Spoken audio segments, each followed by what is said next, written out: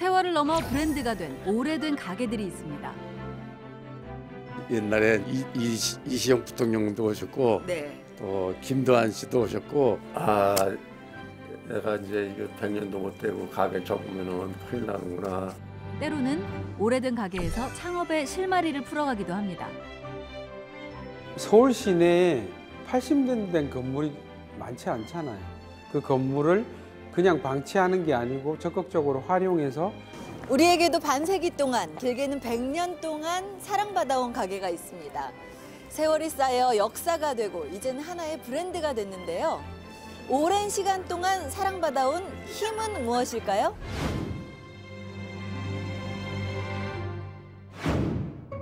(1916년에) 문을 연 서울시의 한 양복점입니다. 이 102년 된 양복점을 이끌고 있는 이경주 씨. 경력 50년으로 3대째 양복을 짓고 있습니다. 곳곳에는 세월의 흐름이 느껴집니다.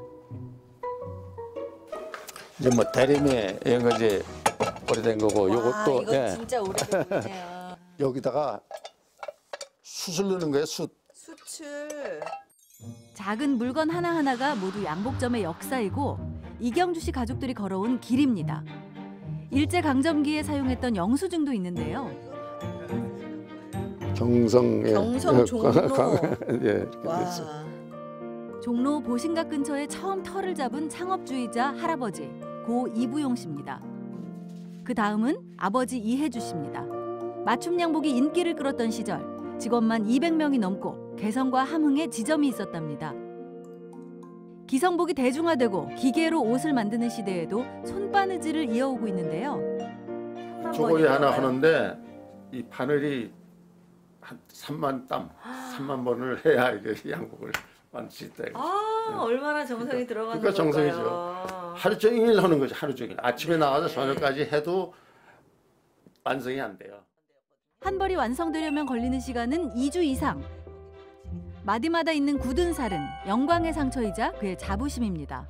그 세월이 쌓여 보기만 해도 사이즈를 척척 맞출 수 있다는데요. 저희 조명 감독님 치수 한번 그럼 맞춰봐 주시겠어요? 몇 점 될까요? 30 한 4, 5? 표정은 여유로워 보이는데 결과는 어떨까요? 여기도 딱 오네. 35. 아버지는 입버릇처럼 옷의 완성은 재단사가 아니라 손님이라고 말씀하셨습니다. 손님이 미세한 느낌까지 만족할 수 있도록 치수로 세밀하게 측정하고 손바느질을 고집해왔습니다.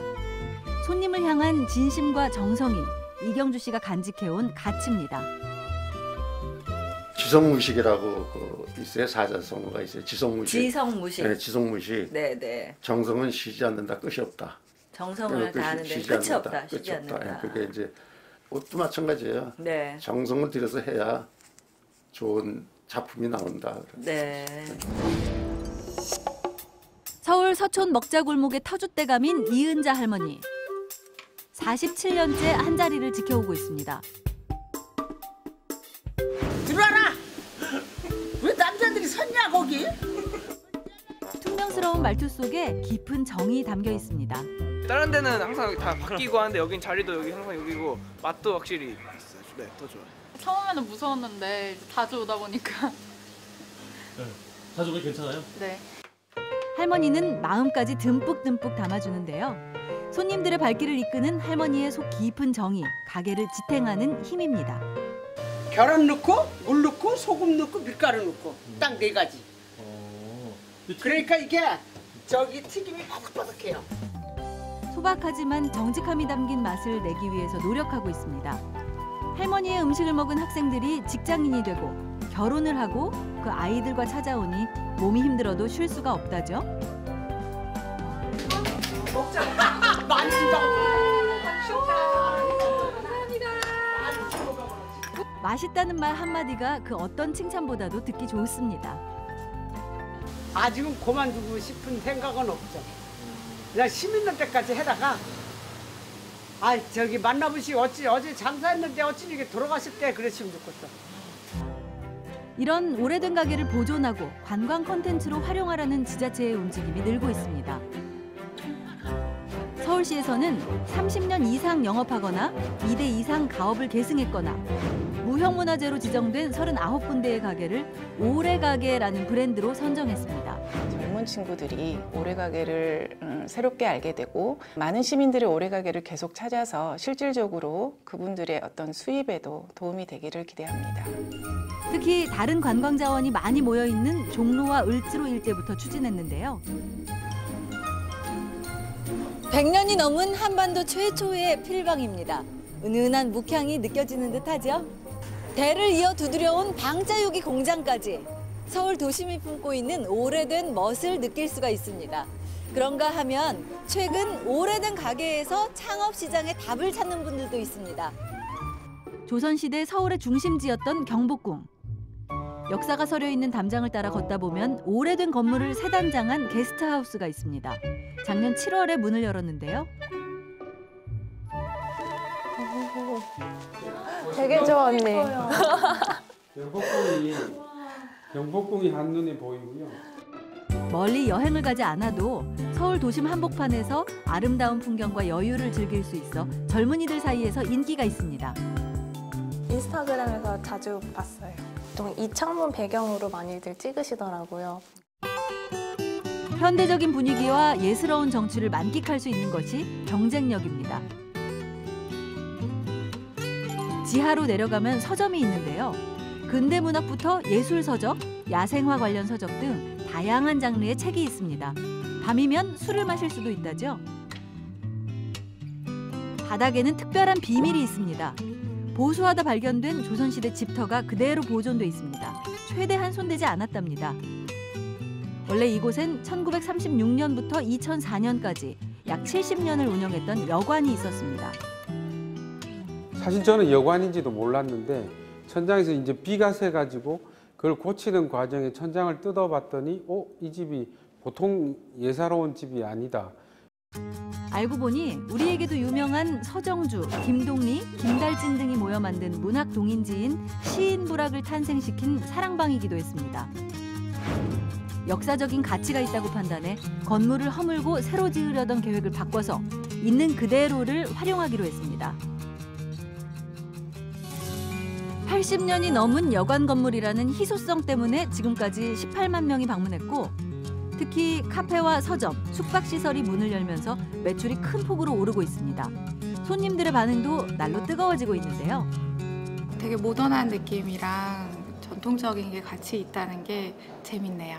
오래 전부터 켜켜이 쌓여있는 그 흔적들이 오늘날에 그것을 경험해보지 못한 세대들에게 굉장히 매력으로 다가서는 것 같습니다.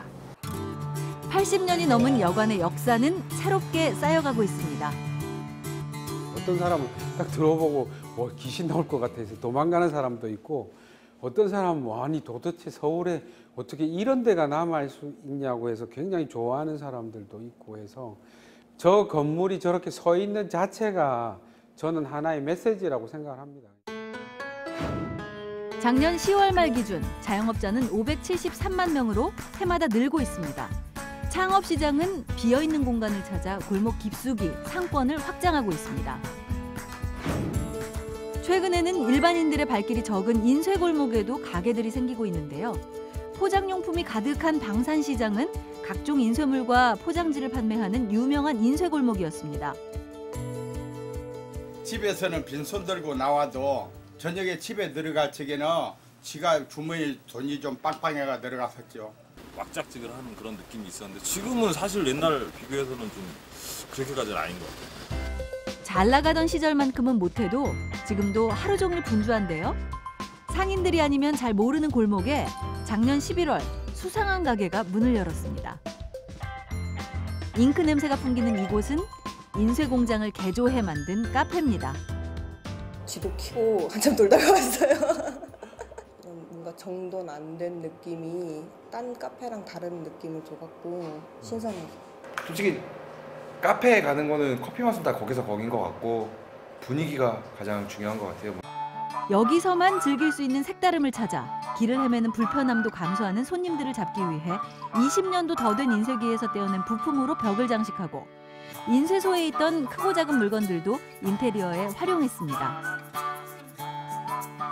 건물이 오래되고 위치가 골목 안쪽이라 주변 지역보다 임대료도 저렴한 편입니다.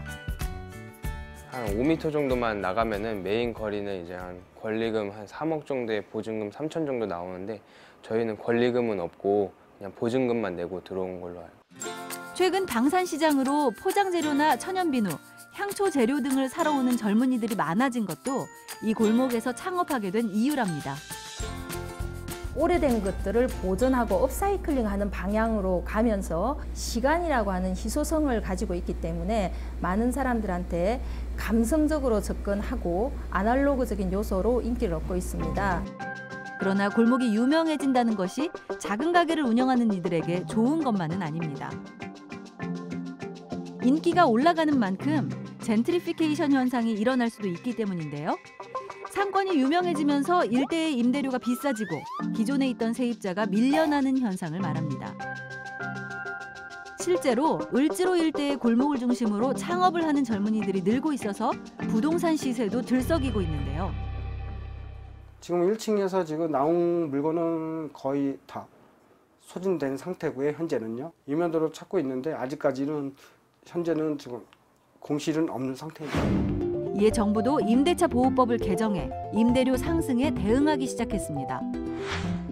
서울의 경우 보호받을 수 있는 보증금을 6억 1천만 원으로 올려서 보장의 폭을 넓혔는데요. 현재 9%인 임대료 인상률 상한을 절반 수준인 5%로 인하하였습니다. 앞으로는 임대료나 보증금을 연 5%를 초과하여 올릴 수 없게 됩니다.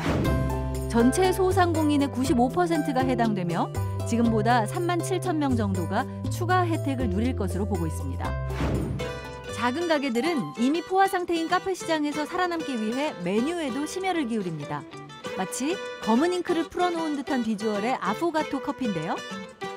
인쇄소에서 마시는 커피 한 잔의 느낌을 최대한 살리고자 했습니다.